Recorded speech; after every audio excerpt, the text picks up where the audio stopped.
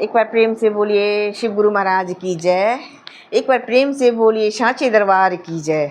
एक बार प्रेम से बोलिए सभी गुरु भाई गुरु बहना की जय। आइए, मैं रेणु देवी आप सभी के सामने हाथ जोड़कर प्रणाम करती हूँ। मेरा प्रणाम स्वीकार हो।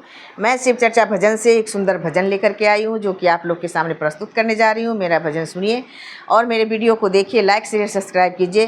कमेंट में हर हर महादेव ज़रूर लिखिएगा। तो चलिए, मैं आपको अपना भजन सुनाती हूँ। मेरा भजन सुनिए।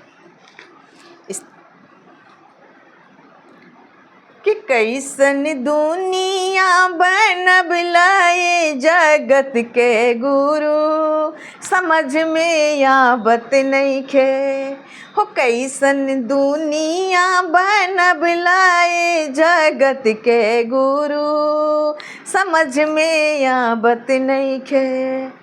कैसन दुनिया बनब लाए जगत के गुरु, समझ में आवत नइखे। समझ में आवत नइखे। आपन अंगुली पर नचब लाए जगत के गुरु, समझ में आवत नइखे हो। अपना अंगुली पर नचब लाए जगत के गुरु, समझ में आवत नइखे। कि कैसन दुनिया बनब लाए जगत के गुरु, समझ में आवत नइखे। कि कैसन दुनिया बनब लाए जगत के गुरु, समझ में आवत नइखे। केहू के कोठा ऊपर कोठा, केहू के महल दो महल। केहू के कोठा ऊपर कोठा, केहू के महल दो महल। केहू के हो केहू के झोपड़ी के तैयारी ला तरसावले बा। कई जगत के गुरु, समझ में आवत नइखे हो। केहू के झोपड़ी ला तरसाव लाए जगत के गुरु, समझ में आवत नइखे।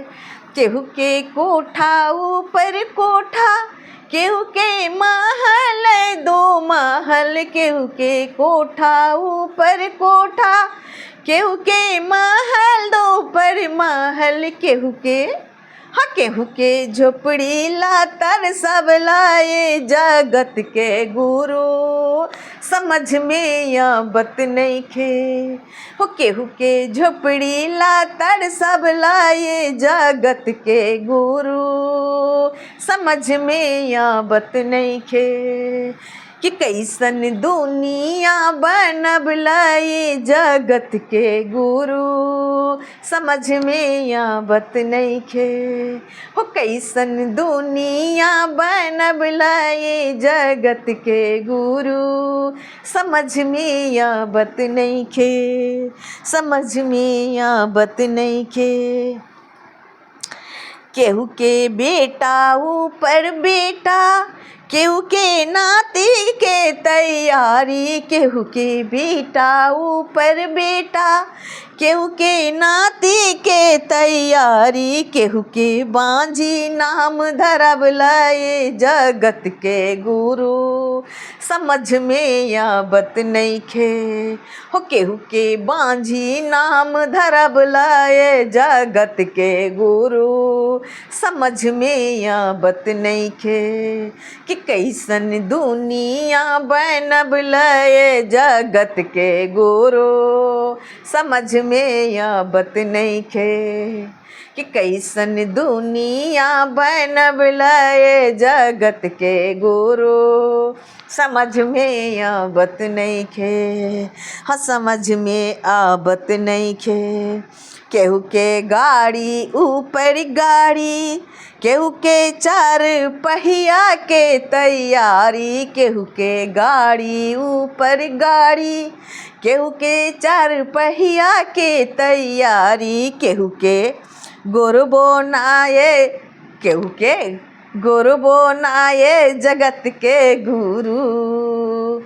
कैसन दुनिया बनबलाए जगत के गुरु समझ में आवत नइखे हो केहू के गोरबो नाए जगत के गुरु समझ में आवत नइखे कि कैसन दुनिया बनबलाए जगत के गुरु समझ में आवत नइखे हो कैसन दुनिया बनबलाए जगत के गुरु समझ में आवत नइखे समझ में आवत नइखे।